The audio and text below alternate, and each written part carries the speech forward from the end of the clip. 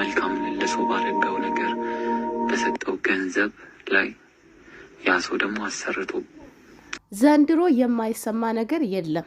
ገና እንውላለን እናድራለን፣ ጉድ እንሰማለን። የአቤሴሎም አሟሟት አቤሴሎም ከአንደበቱ እየተናገረው ከመሞቱ በፊት የሆነው ነገር ምንድን ነው?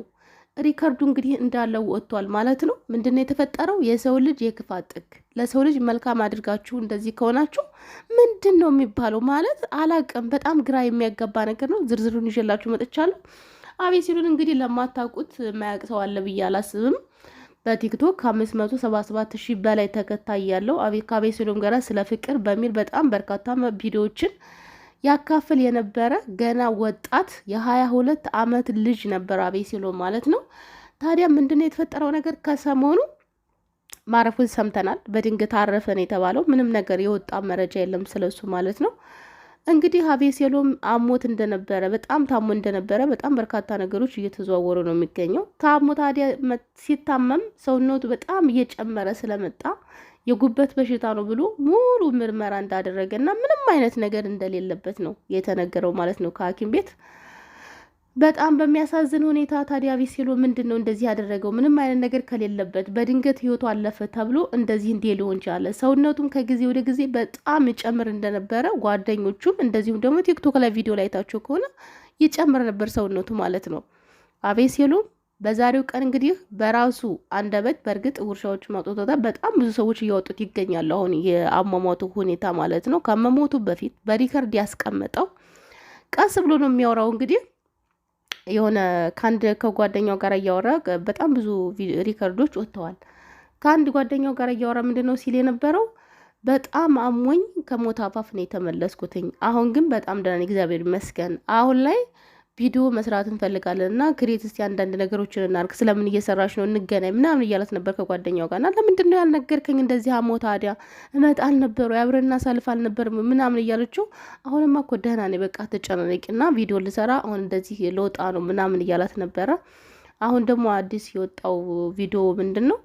እናቱ ገበያ ወጥታ እናቱን የሆነ ሰውዬ ያገኛታል። ከዛ ካገኛት በኋላ ራሱ ነው እንደዚህ የሚለውና ካገኛት በኋላ በጣም እያዘነ ነው ሲናገር የነበረው ምናምን ነገር እያለ ነበርና ገበያ አግኝቷት የሆነ ሰውዬ ነው ልጅሽ በራሱ በሰጠው ገንዘብ ለሰው ባደረገው ነገር እንደተሰራበትና ብዙም እንደማይቆይ ለእናቱ እንደነገራት፣ እናቱ ደግሞ ገብታ የሆነ ሰውዬ አግኝቸው ትንቢት ነገረኝ፣ አንተ ብዙ ጊዜ አትቆይም እንደዚህ ራሱ ባደረገው ነገር ለድሃ ባደረገው ለድሃ በረዳው በራሱ በገንዘቡ ተደርጎበታል እና አሁን እየታመመ ነው አይደል ልጅሽ፣ ከዚህ በኋላ ልጅሽ አይቆይም ብሎ ይነግራታል። ያ ሰውዬ እንግዲህ እንዴት እንደነገራት እንዴት ሆነ ያው ማያውቃት ሰው የነገራት። ገብታም እንግዲህ ለልጇ ትነግረዋለች።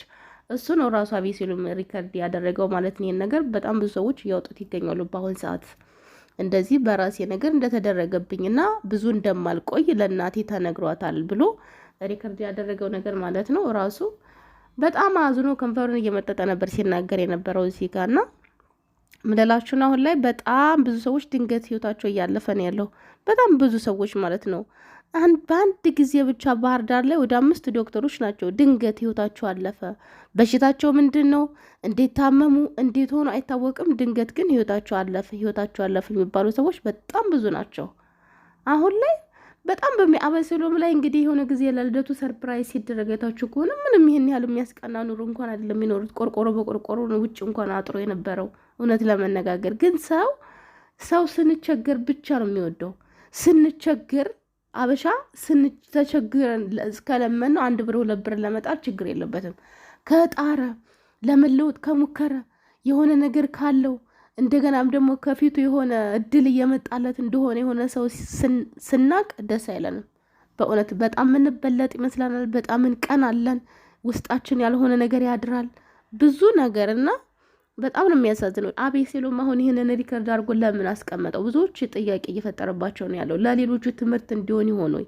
ለምን ይሆን እንደዚህ ልናገር የቻለው? ማለት ሪከርድ አስቀምጦ የሪከርዱ እንግዲህ አሁን ወጥቶ እየተሰራጨን ያለው መጀመሪያም ፖስት አድርጎታል መስለኝ ቲክቶክ ላይ አላቅም።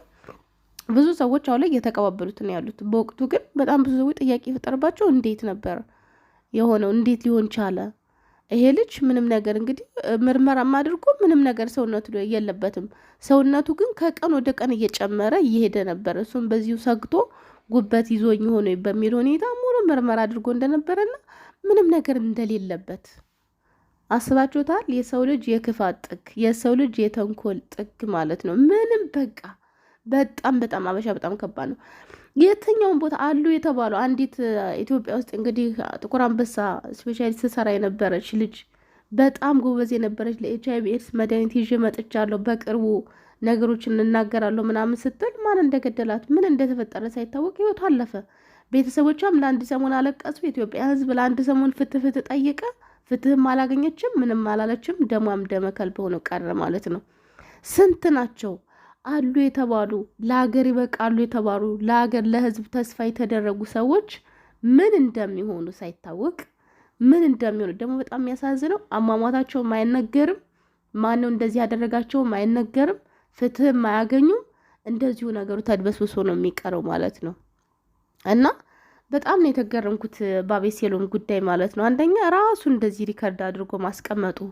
እናቱስ ብትሆን አሁን ከዚህ በኋላ እንዴት ነው የምትኖረው? በጸጸት እሱ ባደረገው ነገር በደግነት ድሃም በመርዳት እንዴ ድሃ ረዳ ተረቱ። ቆይ እንዴት ነው እኔ መልካም ነገር ያደረገልኝን ሰው የረዳኝን ሰው ርቦኛ በላኝን ጠምቶኛ ጠጣኝን ሰው መውደቅ አለበት ብሎ ማድረግ ምን አይነት የሰይጣን መንፈስ ነው? በእውነት ያለብን እኮ መንፈሳችን በጣም ከባድ ነው። ስለ እውነት በጣም ነው የሚያሳዝነው። ገና አንድ ፍሬ ልጅ ብዙ መስራት የሚችል እንደ ማንኛውም ሰው ብልቅጥቅጥ ያለ ነገር አይደለም የሚሰራው። በጣም ሲሪየስ የሆነ በጣም አስተማሪ ነገሮችን ይሰራ የነበረ ልጅ፣ ገና ወጣት፣ ለሀገር ስንት ነገር ማድረግ የሚችል የነበረ ልጅ፣ ለሰፈሩ ለመንደሩ ተጠሪ የነበረ ልጅ እንግዲህ በዚህ እድሜው ሰው በቅናት ሊበልጠን ነው፣ ለምን እንደዚህ ታወቀ፣ ለምን ተወደደ፣ ለምን እንደዚህ ያደረገ በሚል መንፈስ ተነሳስተው እንግዲህ ለቤተሰቡ ለእናቱ እውነት የዘላለም ጸጸት በአጭር እድሜው እንደዚህ ያስቀርተውታል ማለት ነው። እኔ በነገራችን ላይ እንደዚህ ይሄ ልጅ አሁን ሙሉ ምርመራ አደረገ፣ ምንም ነገር የለበትም። ይሄ ሰውዬስ ማን ነው? እንዴትስ እነዚህን እናት አግኝቶ እንዲህ ልናገር ቻለ? ትንቢቱን ህልም ነው ወይስ ምንድን ነው? በእርግጥ አሁን ላይ ማንንም ምንም ለማለት አንችልም። ነፂም እንግዲህ ሲሞት አንዲት እህታችን እንትን ራሄል ጀበና ትባላለች፣ ሁላችሁም ታቋታላችሁ ብዬ አስባለሁኝ። ተናግራለች። መጀመሪያም እንደሚሞት የሆነ ሰው ታዋቂ ሰው ይሞታል ብላ ለጠፈች። ሞተ እና ታዲያ ትጠየቃለች? እሷ አትጠየቅም። ያለውን ነገር የተናገረችው። እንደገና ደግሞ ቀጥላ ምናለች? አንድ ታዋቂ ሰው ይታሰራል፣ እንደገና ደግሞ አንድ ታዋቂ ሰው ህይወቱ ያልፋል አለች። የኤቢኤስ ዋና መስራች ህይወቱ አለፈ። የታሰረ ሰው ግን የለም። ያው እንትና ሊታሰር ነበር ሳይታሰር ቀረ። በእርግጥ በጣም ብዙ ታዋቂ ሰዎች አሁን ታስረዋል በአሁን ሰዓት ማለት ነው። እና ብቻ በጣም ነው የሚያሳዝነው። ለሰው ልጅ መልካም ማድረግ እንደዚህ ዋጋ ያስከፍላል። በእርግጥ ብዙ ሰዎች መልካም በማድረጋቸው ዋጋ ሲከፍሉ አይተናል። በጣም ብዙ ሰዎች ማለት ነው። ግን በዚህ ልክ እስከ ሞት መልካም ያደረገ ሰው ሞት ነው የሚፈረድበት? ገና ለሀገሩ ለሰፈሩ። ይሄ እኮ ቢወጣ እኮ ይሄ ልጅ እኮ ጠቅላላ ለሰፈሩ እኮ እንትን እኮ ነው ራስ እኮ ነው የሚሆነው ለወጣቶቹ። ማንም ሰው ቅድሚያ ያደገበትን ሰፈር አይረሳም። ማንም ሰው ከተለወጠ ማለት ነው። ግን ለምንድን ነው ሰው እንደዚህ ተንኮል? አብረን እንድቀቅ፣ አብረን እንውደቅ፣ አንድ ሰው መውጣት የለበትም፣ ለምን በለጠኝ፣ ለምን እንደዚህ አደረገኝ ብሎ እንደዚህ የሚያደርግ ከሆነ ጊዜው በጣም ያስፈራል። ብቻ የመጨረሻው ዘመን የሰይጣን ዘመን በእውነት። ከሱ በላይ ቤተሰቦቹ ያሳዝናሉ። ከሱ በላይ ሱስ አንደኛውን ጠቅልሎ ሄደ። ስንት ሰው ነው እንደዚህ ምንም በማያውቀው በድንገት ህይወቱ አለፈ። በትምህርት ጎበዝ የሆኑ ሰቃይ የነበሩ ስኮላርሽፕ በመጣላቸው ለሀገር ስንት ተስፋ የተደረጉ ብቻ ያመጡ የነበሩ አሁን የኋላ ሸት አሁን ይኸው ተረሳ። አንድ ሰሞን ፍትህ ተባለ። ገዛ ዶርም ውስጥ በገዛ ጓደኛው እንደዚህ ሆኖ ማንም ሰው ዞር ብሎ ለአንድ ሰሞን እኛ ጮኸት ለአንድ ሰሞን ነው ፍትህ የምንጠይቀው። የደረሰ ጉዳዩ አንልም። ለዚህ እኮ ነው ፍትህም የማናገኘው።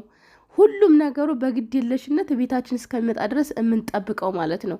የዚህ ልጅ ጉዳይ በጣም ነው የሚያሳዝነው። የእሱ ጉዳይ ብቻ አይደለም፣ በየቦታው መፍትሄያቸው መንስኤያቸው ሳይታወቅ በድንገት እንደ ዶሮ ፍንግል እያሉ የሚቀሩ። በእርግጥ የሰው ልጅ ረክሷል። አሁን ላይ እኛ ሀገር ሰው ልጅ በጣም ሰው ብቻ ነው የረከሰው። በቃ ሰው ረክሷል። ፈጣሪ የተሻለውን ዘመን ያምጣልን። በእውነት ሰው ፈጣሪ በአምሳሉ ፈጥሮን እንደ ራሱ አድርጎ ፈጥሮን፣ ግን እንደዚህ እርስ በራሳችን መዋደድ ለምን እንዳጣን፣ መፈቃቀር ለምን እንዳጣን አላቅም። በጣም ነው የሚያሳዝነው። የመሰለ ወጣት ስንት ነገር መስራት የሚችል ለሀገራችን ስንት ነገር ማድረግ የሚችል ለቤተሰቦቹ፣ ለሰፈሩ እንደው ብቻ አላቅም። ለምን በክፋት አእምሯችን እንደተሞላ መበለጥ አንፈልግም። በእውነት ለምንድን ነው የሰው እድገት የሚያናድደን ግን? ለምንድን ነው የሰው ለውጥ የሚያናድደን? ለምንድን ነው ሰው እኔ ሀብታም እንደሆን ከፈለኩ ያኛውስ ለፍቶ ከሆነ ሀብታም ቢሆን ምን ችግር አለው? ቢለወጥ ምን ችግር አለው? ብቻ አላቅም። ይሄ እኮ ሰይጣን እኮ ውስጣችን ስላደረኩ ነው በእውነት እንጂ ትክክለኛ ሰው ብንሆን እንደዚህ ለሰው ክፉ አይደለም። ላደረገልን በገዛ ብሩ እንቺ ብሎ ብይጣጭ ብሎ በሰጠኝ በራሱ ብር እንደዚህ ክፉ ነገር አላደረግበትም። ብቻ በጣም ነው የሚያሳዝነው። ለቤተሰቦቹ ለእናቱ ፈጣሪ መጽናናትን ይስጣት፣ ለሱም ነፍሱን ይማረው። አላቅም ምን እንደምል። እውነት ሀገራችን ላይ ይሄ ነገር መታሰብ ሊታሰብበት ይገባል ብዬ ነው ማስበው፣ እንደኔ ማለት ነው። ምክንያቱም በጣም ብዙ ወጣቶች፣ በጣም ብዙ ሰዎች ዶክተርን የሚያክል ነገር እንደዚህ በድንገት ህይወቱ አለፈ እየተባለ ምንም መፍትሄ የሌለበት ሀገር እና ቤተሰቦቼ፣ ለማንኛውም ይሄን መረጃ ላደርሳችሁ ብዬ ነው የመጣሁት። በድጋሚ እስከምንገናኝ ሰላማችሁ ይብዛ። አሁንም ቢሆን ይሄ ጉዳይ በግዴለሽነት መታለፍ የለበትም። ፍትህ መሰጠት አለበት። ለሰው እኮ ፍትህ ቢሰጥ እኮ ይሄው ሰው እያሁን ተበጥሮ ተምጠርጥሮ ለማን መልካም ያደረገው ማን ነው እንደዚህ ያደረገው? መቼም ቢፈልግ ይጠፋል ብዬ አላስብም። ለነገሩ ማን ይፈልጋል? ሰው ሁሉ ብቻ ከባድ ነው እና በያላችሁበት ሰላማችሁ ይብዛልኝ። ቻው